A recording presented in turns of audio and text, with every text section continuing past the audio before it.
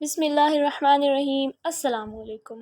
तो आज हम देखेंगे टाइप्स ऑफ सॉलिड में हम मेनली जो है उनका डिफरेंस देखेंगे कि इंटरमोलिकुलर फोर्सेस कैसी होती है आयनिक सॉलिड्स के अंदर, कोवलेंट सॉलिड्स के अंदर, मोलेकुलर सॉलिड्स के अंदर और मेटालिक सॉलिड्स के अंदर। उनके स्ट्रक्चरल पार्टिकल्स देखेंगे, सोल्युबिलिटी के बारे में देखेंगे, कंडक्शन के बारे में देखेंगे, मेल्टिंग एंड बॉइलिंग पॉइंट के बारे में देखेंगे, वोलेटिलिटी के बारे में देखेंगे, उनकी एग्जाम्पल्स के बारे में and many more properties like this. Okay, so now let me start. तो सबसे पहले देखते हैं इंटरमोलिकुलर फोर्सेस के बारे में और स्ट्रक्चर पार्टिकल के बारे में बारी बारी देखते हैं। आयनिक सॉलिड जो हैं इनके अंदर इलेक्ट्रोस्टैटिक अट्रैक्शन होती है क्योंकि इनके जो कॉन्स्टिट्यूएंट पार्टिकल्स होते हैं ना वो केटाइंस और एनाइंस होते हैं। पॉजिटिव और नेगेटिव चार्ज पार्टिकल्स होते हैं ये। जब ये आपस में जो है एक मुकम्मल जो है वो एक जो है इसके अंदर हम कह सकते हैं इलेक्ट्रॉन का ट्रांसफ़र होता है। जिससे ट्रांसफ़र होता है वो बेचारा केटाइन बन जाता है और जिसकी तरफ जाता है वो एनाइन बन जाता है, उसके ऊपर नेगेटिव चार्ज आ जाता है। तो इनके दरमियान जो है वो इलेक्ट्रोस्टैटिक फोर्स ऑफ अट्रैक्शन आती है। नेक्स्ट कोवलेंट के अंदर जो है मेनली जो है इसके पास इंटरमोलेकुलर बॉन्ड जो होता है वो कोवलेंट बॉन्ड होता है। और जो इसके कॉन्स्टिट्यूएंट पार्टिकल्स होते हैं ना वो एटम्स होते हैं, यानी कि ये एटम से मिलके बना होता है। ठीक है। नेक्स्ट अगर हम मोलेकुलर सॉलिड्स की बात करते हैं तो इसके अंदर हमारे पास आ जाती हैं वान डर वाल फोर्सेस। अब हमने वान डर वाल फोर्सेस के अंदर 5 टाइप्स पढ़ी थी। एक जो है वो डाइपोल डाइपोल फोर्सेस पढ़ी थी, एक डाइपोल इंड्यूस डाइपोल फोर्सेस पढ़ी थी, एक हमने जो है वो लंदन डिस्पर्शन फोर्सेस पढ़ी थी, हाइड्रोजन बॉन्डिंग पढ़ी थी और इसके अलावा आयन डाइपोल फोर्स पढ़ी थी। ठीक है, ये सब के सब वीक फोर्सेस हैं। इनमें से मेनली यहाँ पर डाइपोल डाइपोल लंदन फोर्सेस और हाइड्रोजन बॉन्डिंग इफेक्टिव है, बाकी भी हैं लेकिन ये मेनली हैं। और इनके अंदर जो मॉलिक्यूल है ना जिससे मिलके बने हैं वो बिल्कुल जो है वो कोवेलेंट की तरह एटम्स पर ही मुश्तमिल होते हैं, चाहे वो आया एटम्स है किसके, नोबल गैसेस के। नेक्स्ट लास्ट वन हमारे पास आ जाती है मेटालिक सॉलिड। मेटालिक सॉलिड में अगर हम देखें तो इसके पास जो है वो मेटालिक बॉन्ड होता है। अट्रैक्शन यहाँ पर एक पूरी जो है वो गैस पूल बनता है। ठीक है, जब वो गैस पूल बन जाता है ना उसके अंदर एक तो पॉजिटिव आयंस होते हैं और एक इलेक्ट्रॉन्स होते हैं। इलेक्ट्रॉन्स होते हैं वो किसी एक इंडिविजुअल के नहीं होते, वैलेंस के, वो सबके मिक्सचर होते हैं। तो उनके दरमियान जो है वो फोर्स ऑफ अट्रैक्शन होती है और रिपल्शन होती है पॉजिटिव चार्जेस के अंदर ही। ठीक है, और यहाँ पर जो इसके कॉन्स्टिट्यूएंट पार्टिकल्स हैं एक तो हमारे पास केटाइंस है और दूसरा हम यहाँ पर एनाइंस तब कहेंगे जब आयनिक सॉलिड हो। अब हमारे पास मेटालिक सॉलिड है तो यहाँ पर हमारे पास डीलोकलाइज्ड इलेक्ट्रॉन्स होंगे। ठीक है, डीलोकलाइज से क्या मुराद है, डीलोकलाइज आप इस तरह से अपने जहन में रखा करें कि वो एक जगह टिक के नहीं बैठते, रैंडमली मूव करते हैं और मूव भी इतना फास्ट कि हमें उन्हें डीलोकलाइज्ड इलेक्ट्रॉन्स कहना पड़ता है। ठीक है, अब हम कुछ नेक्स्ट प्रॉपर्टीज़ देखते हैं। इस तरह से तो बहुत छोटा लग रहा है, let me rotate the slide. हाँ ठीक है, आप भी चाहे रोटेट कर लें अपना मोबाइल। ठीक है, तो यहाँ पे टाइप्स ऑफ सॉलिड में हमने अभी अभी इंटरमोलेकुलर फोर्सेस और स्ट्रक्चर पार्टिकल के बारे में बात की। अब हम देखेंगे सोलिबिलिटी के बारे में। ठीक है, आयनिक सॉलिड के बारे में अगर हम देखें तो ये सोलेबल होते हैं। ठीक है, वाटर के अंदर। ठीक है, ये सोलेबल होते हैं वाटर के अंदर, डिसोसिएट हो जाते हैं ये। और नॉन कंडक्टर्स जो होते हैं ना, इसके अलावा एक मिनट, कंडक्शन बाद में डील करते हैं हम, साथ ही जो है वो कोवलेंट की भी सोलिबिलिटी देख लेते हैं। कोवलेंट के अंदर जो है वो पोलर होते हैं, वो सोलेबल होते हैं वाटर के अंदर। जो नॉन पोलर होते हैं वो जो है वो इनसोलेबल होते हैं वाटर के अंदर। जो नॉन पोलर होंगे वो ओबियसली जो है वो अपने नॉन पोलर कंपाउंड के अंदर ही सोलेबल होंगे। ठीक है, लाइक डिजोल्व लाइक का यहाँ पे करना है हमने। और यहाँ पर नेक्स्ट हमारे पास आ जाते हैं मोलेकुलर सॉलिड्स। तो ये जो है कंपाउंड्स जिनके अंदर हाइड्रोजन बॉन्डिंग होती है सिर्फ वो वाटर के अंदर सोलेबल होंगे। इसका भी यही सीन होगा, पोलर वन सोलेबल और non polar ones insoluble. Next है मेटालिक। मेटालिक जो होते हैं बिल्कुल इनसोलेबल होते हैं वाटर के अंदर। ठीक है, ये तो पहले ही आयंस की फॉर्म में जो है और पॉजिटिव और इलेक्ट्रॉन्स की फॉर्म में, तो ये वाटर के अंदर सोलेबल नहीं होते। नेक्स्ट आ जाते हैं कंडक्शन की तरफ। ठीक है, आयनिक सॉलिड में जो है वो नॉन कंडक्टर सॉलिड फॉर्म के अंदर होते हैं और कंडक्टर बन जाते हैं जब उन्हें मोल्टन या सोल्यूशन फॉर्म में लेके आया जाता है। जो कोवलेंट होते हैं ये बैड कंडक्टर्स होते हैं इलेक्ट्रिसिटी के। ठीक है, लेकिन यहाँ पर आपने एक एग्जाम्पल अपने जहन में रखनी है। भला कौन सी एग्जाम्पल, हमारे पास जो था ग्रेफाइट। हमने जब ग्रेफाइट की प्रॉपर्टीज़ एनिसोट्रॉपी पढ़ी थी तो उसमें हमने ये कहा था कि ग्रेफाइट जो है परपेंडिकुलर जब उसके इलेक्ट्रॉन की मोशन होती है उस सिचुएशन के अंदर ये कंडक्टर के तौर पर एक्ट नहीं करता, लेकिन जब हम उसे पैरेलली मूव करवाते हैं अलोंग द ग्रेफाइट लेयर्स तो ठीक है उस सिचुएशन में जो है वहाँ पे कंडक्शन होती है। आपने एक्सेप्शन, केमिस्ट्री जो है ना is a book named exception, मेरे ख्याल से तो केमिस्ट्री को हाँ जो है ना नाम ही एक्सेप्शनल बुक देना चाहिए था। केमिस्ट्री में हर चीज़ पढ़ने के बाद you have to learn the exceptions too. सो आप हर एक्सेप्शन को जो है वो साथ ही लिख लिया करें। ठीक है, नेक्स्ट इसके अलावा जो मोलेकुलर सॉलिड्स होते हैं ये बैड कंडक्टर्स होते हैं, ठीक है। ये बैड कंडक्टर्स क्यों होते हैं? क्योंकि इनके पास जो है यहाँ पर फ्री इलेक्ट्रॉन्स नहीं होते। मेटेलिक जो है ये गुड होते हैं कंडक्टर, क्योंकि इनके पास जो है यहाँ पर क्या होता है, इनके पास फ्री इलेक्ट्रॉन्स होते हैं। अभी हमने कहा डीलोकलाइज्ड इलेक्ट्रॉन्स होते हैं, ठीक है। नेक्स्ट चलते हैं मेल्टिंग बॉइलिंग पॉइंट्स के ऊपर। आयनिक सॉलिड के मॉडरेट से हाई हैं, ठीक है। कोवलेंट के बहुत हाई होते हैं मेल्टिंग और बॉइलिंग पॉइंट्स। मोलेकुलर सॉलिड्स क्योंकि ये वीक फोर्सेस वाले हैं तो इनके लो होंगे। और यहाँ पर जो है हमारे पास नेक्स्ट वन आते हैं मेटेलिक सॉलिड। तो मेटेलिक सॉलिड के जो है हमारे पास यहाँ पर हाई मेल्टिंग पॉइंट है, ठीक है। नेक्स्ट आ जाता है वोलेटाइल। आपने जब भी बॉइलिंग पॉइंट को याद करना है, आपने वोलेटाइल यानी वोलेटाइल मेनली वेपर प्रेशर में ही आ जाता है। आपने इन दोनों टर्म्स को जो है वो उल्टा करके याद करना है, यानी कि अगर आप एक चीज़ बॉइलिंग पॉइंट में कह रहे हो ना हाई है, तो आपने वोलेटिलिटी में कहना लो है। जैसे हमने आयनिक में कहा इसकी बॉइलिंग हाई है तो लेस वोलेटाइल है, कोवलेंट में हाई थे तो लेस वोलेटाइल है, ठीक है। इसी तरह से मोलिकुलर के अंदर जो है वो लो थे मेल्टिंग एंड बॉइलिंग पॉइंट, तो ये वोलेटाइल बेस्ट वन होंगे। इस तरह से यहाँ पर हमने कहा हाई मेल्टिंग पॉइंट है तो ये वोलेटाइल जो है लेस होंगे, ठीक है। इस तरह से आप वोलेटिलिटी और बॉइलिंग पॉइंट को जो है वो इन्वर्स करके याद किया करें, ठीक है। इस तरह से आपको जल्दी याद हो जाएगा। नेक्स्ट इनकी एग्जांपल देख लें एक, इसके बाद मैं जो है इनकी एग्जांपल्स के स्ट्रक्चर्स भी दिखाऊंगी बाकी प्रॉपर्टीज़ पढ़ने के बाद। NaCl NaNO3 MgO, ठीक है। इस तरह यहाँ पर अगर माइक्रो मॉलिक्यूल्स हो तो ग्रेफाइट है, कैडमियम आयोडाइड है, बोरोन जो है वो नाइट्राइड है। अगर हम मैक्रो मॉलिक्यूल्स गाइंट मॉलिक्यूल्स की बात करते हैं तो इसके अंदर डायमंड है, एल्यूमिनियम नाइट्राइड और सिलिकॉन कार्बाइड है, ठीक है। अगर हम यही मोलिकुलर सॉलिड के अंदर देखते हैं तो इसके अंदर नोबल गैसेस आ जाती है, आइस आ जाती है, शुगर आ जाती है, ठीक है। कार्बन डाइऑक्साइड आ जाती है, P4 एसिड, I2, ये सारे इसके अंदर आ जाते हैं, ठीक है। और मेटेलिक के अंदर जितने सारे मेटल्स होंगे ना, sodium, magnesium, aluminium, iron, zinc and etcetera, copper, silver, तो ये सारे इसके अंदर आ जाएंगे, ठीक है। अब ये कुछ प्रॉपर्टीज़ हैं आयनिक की, कोवेलेंट की, मोलेकुलर की और जो है हमारे पास मेटेलिक बॉन्ड की। तो आइए हम आहिस्ता आहिस्ता बारी बारी करके इनको देख लेते हैं। तो ये हमारे पास आयनिक की है। आयनिक के अंदर जो है वो डेफिनेट ज्योमेट्री होती है, ठीक है। डेफिनेट ज्योमेट्री किस तरह से होती है आइए मैं आपको दिखाती हूँ किस तरह से। NaCl का स्ट्रक्चर जो है वो क्यूबिक है। ये देखें एक NaCl का स्ट्रक्चर है, ठीक है। कितना अरेंज फॉर्म में क्लोरीन है, यहाँ पे ये सोडियम है, कितनी अरेंज फॉर्म के अंदर जो है वो आपको नज़र आ रहा होगा। इसकी इसीलिए डेफिनेट ज्योमेट्री होती है, ठीक है। ये NaCl का एक स्ट्रक्चर है। ये भी हम नेक्स्ट क्रिस्टल की जो है वो क्रिस्टल जितने बढ़ेंगे ना नेक्स्ट वीडियो में, उसके अंदर ये सारे डिस्क्राइब करूँगी मैं। और ये एग्जिस्ट नहीं करते लिक्विड और गैस स्टेट में, मेनली सॉलिड स्टेट में होते हैं, स्टेबल होते हैं। ये इंडिविजुअल न्यूट्रल पार्टिकल्स के तौर पे नहीं होते, इंडिविजुअल न्यूट्रल पार्टिकल्स के फॉर्म में नहीं हो सकते। ये जब वाटर में आते हैं तब भी आयंस की फॉर्म में होते हैं। नॉन डायरेक्शनल, नॉन रिजिड और नॉन आइसोमेरिज्म इसका बॉन्ड होता है। ये फॉर्मूला मास रखती है, इसके अंदर मोलेकुलर मास की कोई गुंजाइश नहीं है। ब्रिटल किस तरह से होती है, इनकी लेयर्स अरेंज्ड होती हैं। जब हम एक एक्सटर्नल फोर्स लगाते हैं तो उस लेयर स्लिट कर जाती है एक लेयर, और पॉजिटिव के सामने नेगेटिव साइन रिपल्शन होती है, जिसकी वजह से जो है वो टूट जाते हैं और हम उस प्रॉपर्टी को नाम देते हैं ब्रिटल का। फास्ट रिएक्शंस होते हैं इसके, जिस तरह से पोलर के होते हैं, ठीक है। और ये आइसोमॉर्फिज्म, अभी अगर आपको याद हो प्रीवियस वीडियो के अंदर हमने जो है वो देखा था आइसोमॉर्फिज्म के बारे में और पॉलीमॉर्फिज्म के बारे में। आइसोमॉर्फिज्म जो है मैं अभी थोड़ा सा बता देती हूँ इसके बारे में कि एक ही जो है वो दो किस्म के कंपाउंड्स होते हैं, उनका एक ही स्ट्रक्चर होता है। और पॉलीमॉर्फिज्म एक ही कंपाउंड के कई स्ट्रक्चर्स होते हैं। इसकी लेटेस्ट एनर्जी जिसे हम क्रिस्टल एनर्जी भी कहते हैं, ठीक है, वो जो है यहाँ पर ये होती क्या एनर्जी, ये आयनिक बॉन्ड को बनाने के लिए, ठीक है, एक एक्सोथर्मिक एनर्जी है। आयन्स मिलते हैं और ये बना देते हैं एक सॉलिड NaCl, ठीक है। यहाँ पर जो ये एनर्जी है ना, ये साइज ऑफ केटाइन हो या नाइन उसके इन्वर्स प्रोपोर्शनल है। रेडियस रेशो क्या होती है, radius of cation over radius of anion, ठीक है। ये भी डिटरमाइन करती है शेप ऑफ आयनिक सॉलिड को। अगर बॉडी सेंटर क्यूबिक हमने लेना है, ठीक है, उसके लिए जो है रेडियस रेशो कितनी होनी चाहिए, 0.732 या इसके बराबर या इससे ज़्यादा। जैसे CaCl के अंदर जो है वो 0.93 है, तो इससे ज़्यादा, तो इसके लिए बॉडी सेंटर है।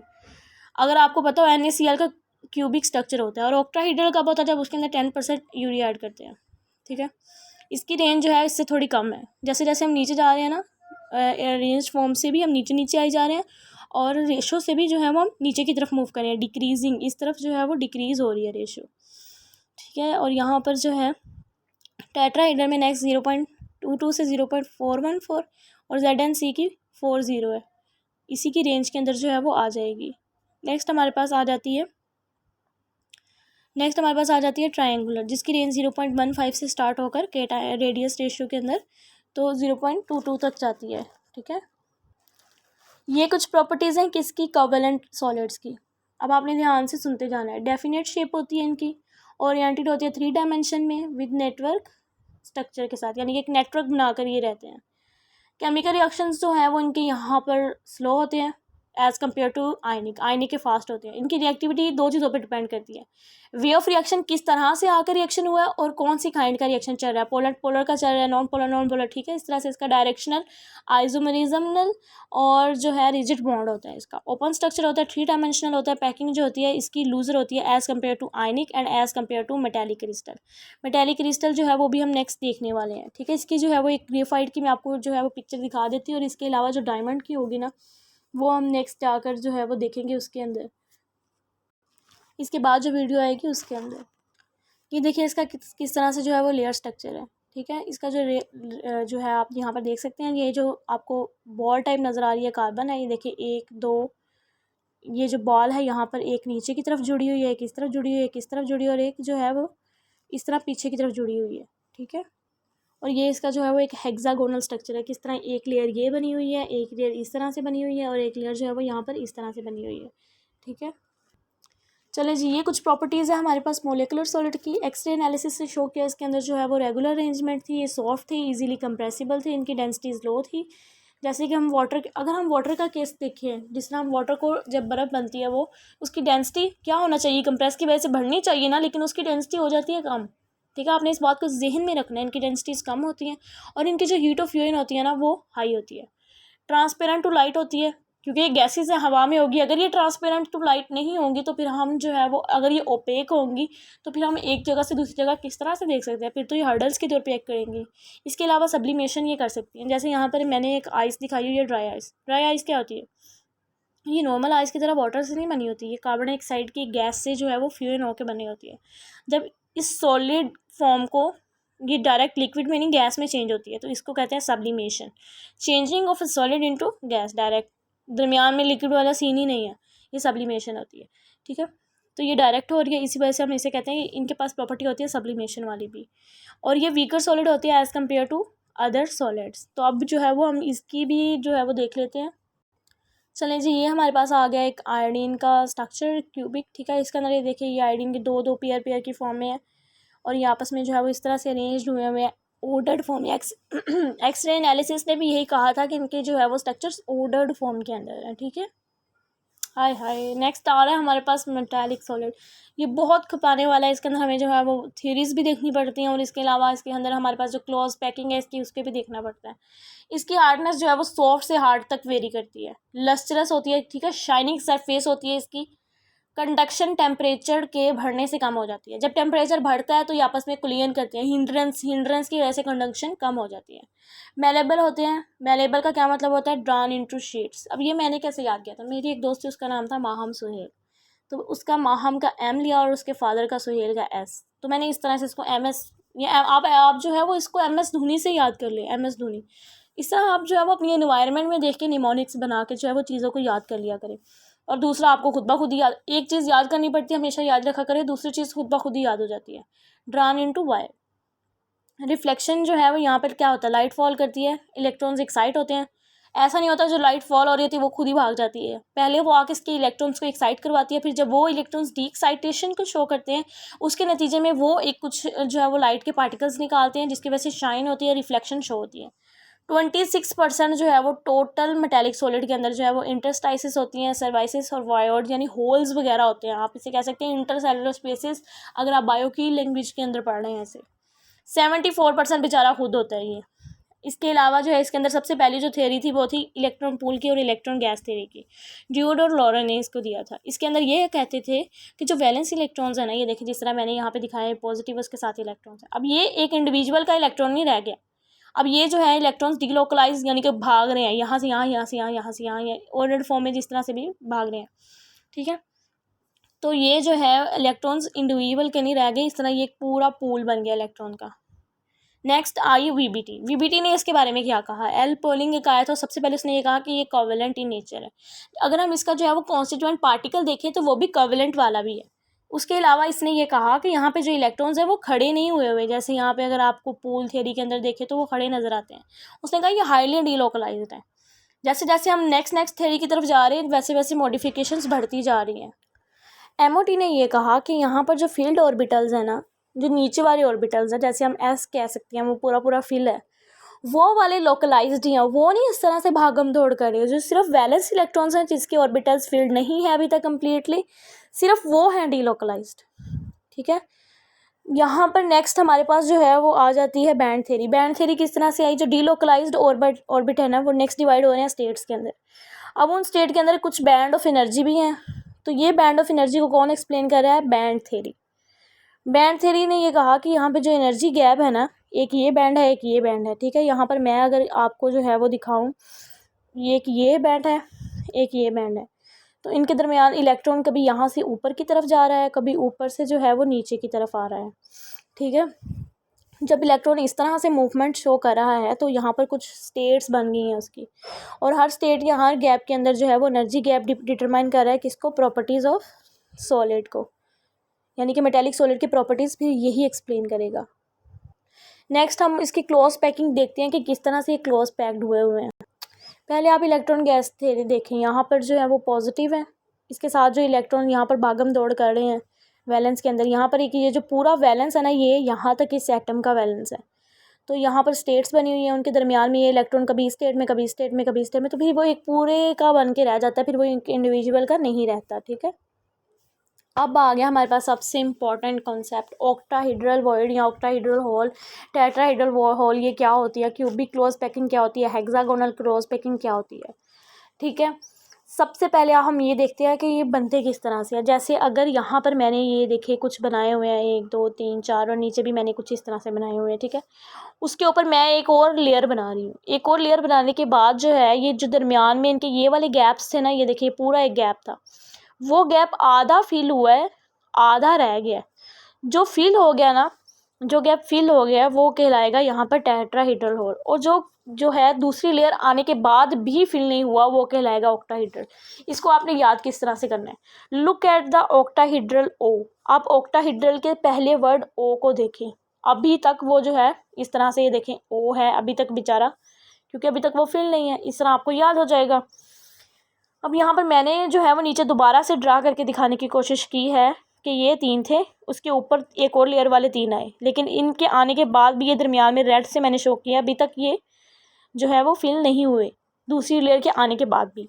लेकिन ये 3 थे, इसके ऊपर सिर्फ एक ही आया और उसने पूरा जो अंदर वाला था उसे कर दिया है फिल, तो ये कहलाया टेट्राहेड्रल होल, ये फिल हो चुका हुआ है।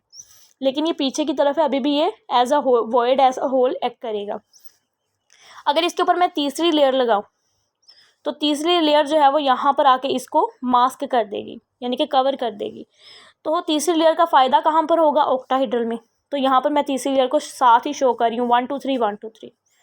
अगर मैं टेट्राहेड्रल के ऊपर तीसरी लेयर लगा के उसे यहाँ पर तीसरी लेयर से भी मास्क कर दूँ तो क्या फ़ायदा? वो तो पहले से ही मास्क है, तो यहाँ पर मैं तीसरी लेयर का जिक्र ही नहीं कर रही, 1 2 1 2 या ए बी कह रही हूँ। ठीक है, इस तरह 1 2 1 2 से जो है वो यहाँ पर अगर हमने इसको याद करना हो तो ऑक्टाहेड्रल और क्यूबिक इनका शुरू से ही बहुत अच्छा जो है ना, हम कह सकते हैं रिलेशनशिप है। NaCl का जो है वो क्यूबिक स्ट्रक्चर था, 10% यूरिया डाली तो वो ऑक्टाहेड्रल बन गया। इस तरह आप इन दोनों को इंटर रिलेट करके याद कर सकते हैं कि जब ऑक्टाहेड्रल होल जो है वो मास्क होगा तब क्लोज क्यूबिक पैकिंग बनेगी। लेकिन जब टेट्राहेड्रल होल मास्क होगा तो हमें कोई फ़र्क नहीं पड़ने वाला, स्पेसिंग अभी भी उस तरह से। इसी तरह हेक्सागोनल का जो स्ट्रक्चर होता है वो इतना ही दूर दूर सा बनता है, इस तरह से वो फिर से नीचे इस तरह बनती है, फिर नीचे 2 बनती है, फिर नीचे 1 बनता है। इसका हेक्सागोनल पैकिंग होती है। अभी भी आपको नहीं समझ आई तो मैं 3 डायमेंशनली दिखा देती हूँ आपको। लुक एट दिस पिक्चर, ये एक थी, ये दूसरी लेयर आ गई, अभी भी दरमियान में ये रेड से आपको शो हो रहा है, ये ऑक्टाहेड्रल होल है। लेकिन ये देखें, ये 3 थे, इसके ऊपर आया और इसने इसको कवर कर दिया। तो ऑक्टाहेड्रल से नेक्स्ट हमारे पास आने वाला है क्यूबिक, और इससे हमारे पास नेक्स्ट आने वाला है हेक्सागोनल। ठीक है, तो इस तरह से जो है वो आप इसको याद कर सकते हैं, बाकी इसके डीप जाने में आपको इतनी कोई ज़रूरत नहीं है। ठीक है, तो उम्मीद है, तो अभी आज हमने ये सारा पढ़ा है, उम्मीद है आपको समझ आ गई होगी। फिर भी अगर कोई पॉइंट समझ ना आए तो आप पूछ सकते हैं। आप भी कोशिश किया करें इस तरह से सारा जितना भी आपको मिल रहा है ना, डिफरेंट बुक्स हैं, जिस तरह आप डिफरेंट गाइड से ये जिस तरह से भी आपको पता चल रहा है जैसे जैसे कॉन्सेप्ट, उसको इस फॉर्म में अरेंज कर लिया करें, ताकि जब आप नेक्स्ट टाइम पढ़ने लगे तो you have to take less time to revise all the thing. Okay, अगर आप इसी का ही एसेस लेना चाहें तो आप ले सकते हैं। बाकी दुआ में याद रखिएगा। अल्लाह हाफिज़।